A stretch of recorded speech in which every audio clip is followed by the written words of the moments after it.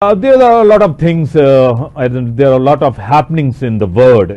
Rise of Islamophobia affected a Muslim Americans' participation in USA politics. What would you say? There are a lot of people on all sides that don't understand what Islam is. They still see it as a terrorist religion. They see images of the extremist groups all over the world, but they don't see ordinary people, ordinary lives, people who are charitable, people who are giving, who are trying to make peace on the ground. So unfortunately, that has always been the case. In terms of the U.S. politics, I think that Muslim Americans are feeling as if they are not being heard. And I think that's the problem with the Muslim politics. In America, there are two parties, the Democrats and, Republicans. Democrats prioritize gender equality, while Republicans, often emphasize the tradition, values, and limited government intervention. Yeah, I think Republicans are running on their family Christian values in a way where they are saying that, people who are for pro-choice or for rights for women are destroying the nation of reproductive system. So it's both a religious argument, but it's also a way to sway the population in terms of the votes. So I think the Democrats have always been about women's rights. If you look at the civil rights movement in the United States in the 1960s,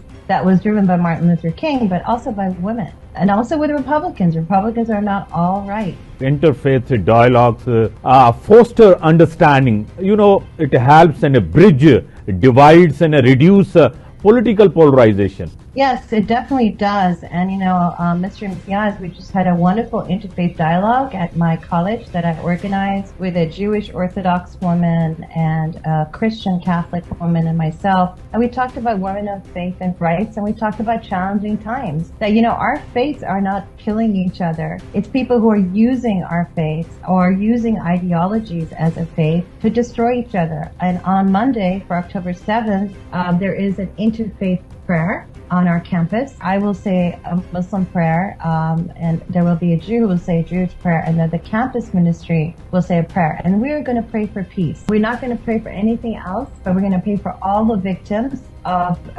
Gaza, as well as Lebanon, as well as Israel. Religious diversity, impact in American politics and in American government decision making and a political discourse. It's interesting, but Jews and Muslims are minority in the United States, but it seems like we are controlling everything, which we're not. The majority of Americans are still Christians, but we are also being used as, minority votes in terms of talking about this as being a religious election. It is not. It is an election, and it should be an election about social values, but also about our economy, about immigration, about so many issues that we are having in the United States, especially inflation. I think I would always vote for the practical outcomes because I have a family, I have a growing family, I have a future, I have an economy in my life, but I also will vote for social values.